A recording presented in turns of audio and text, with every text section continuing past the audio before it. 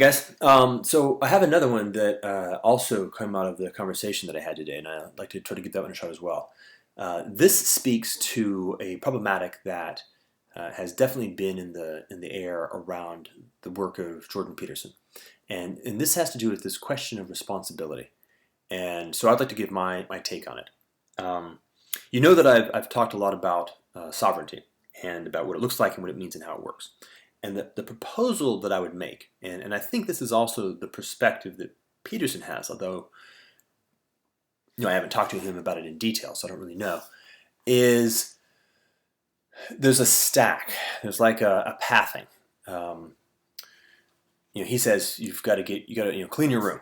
You've got to get yourself sorted out before you can try to fix your relationships with your family, and then before you can try to go out and do something in the world. Right? And my proposition is that that's actually more or less true, and I think it's important.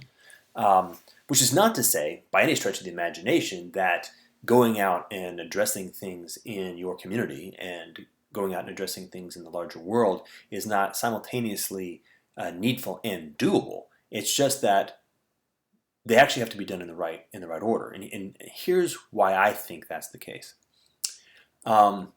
I think it comes down to this notion of how responsibility cashes out, and how we can find ourselves subtly failing to be able to take responsibility.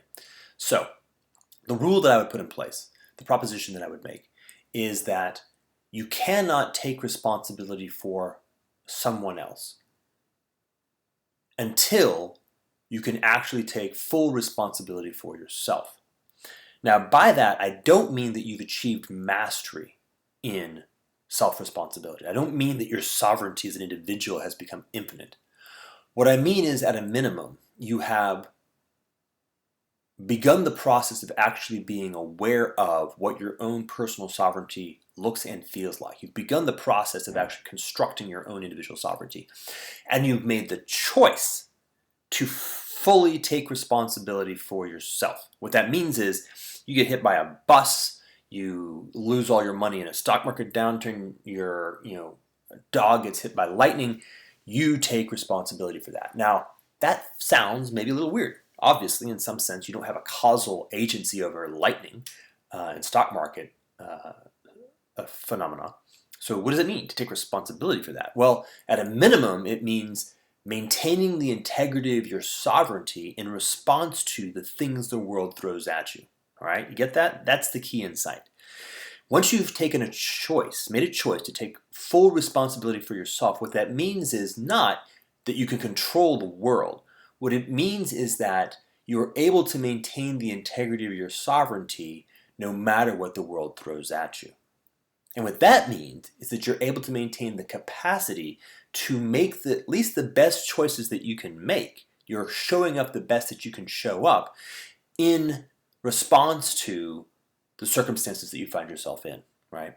This ends up, I think, being the key. Quite often, people will go in two distinct bad directions.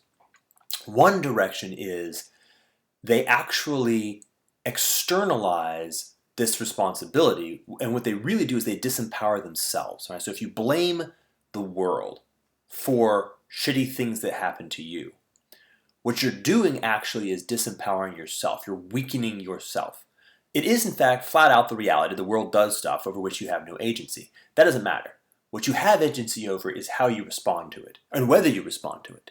And by externalizing that agency, by externalizing your capacity to choose how you respond, which you fundamentally do own all the way down to existential base, by outsourcing the ability to choose how you respond, then you are no longer able to maintain the integrity of your own sovereignty, which means, by definition, you're now no longer able to actually make good choices. Okay, well, shit. Well, now if you're in a circumstance where you're trying to do something awfully difficult, like enter into a relationship with other human beings, or modify the conditions of the complex environment in which you live, and you're not making as good a choice as you can make, well, that's a meta bad choice, right? Now you're setting yourself and the world up for bad consequences. And so that's one piece. Now, the second piece is even more problematic. You make kind of like almost an involution of the first, which is not only do you externalize your own agency, right? You blame the world, And again, I need to reinforce, I don't mean not being aware of the fact that there's shit going on over which you have no control. That's very different. What I mean is blaming the world, externalizing your own authority over your own choice making. Right? That's the key. All right, so that's problem number one. Problem number two is when you go beyond that and you actually begin constructing something that can only satisfy itself by operating in that externalized environment. That's tricky. Let me see if I can make that more clear.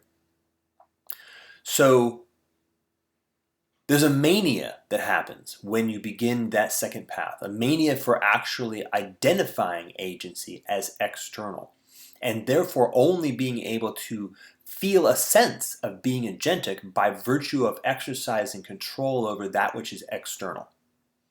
How's that for a mouthful? That, I think, is the key insight. Right? So the idea is that in the first move, you disempower yourself by externalizing your agency. And the second move, you actually identify the outside as the essence of agency and your ability to control and influence that as the only mechanism of agency that is available to you, which of course is a radical disempowerment and very difficult to recover from. And it will actually show up as a mania, which is the same thing as an addiction, right? Your ability, your phenomenal schema is no longer actually responsive to noumenal reality.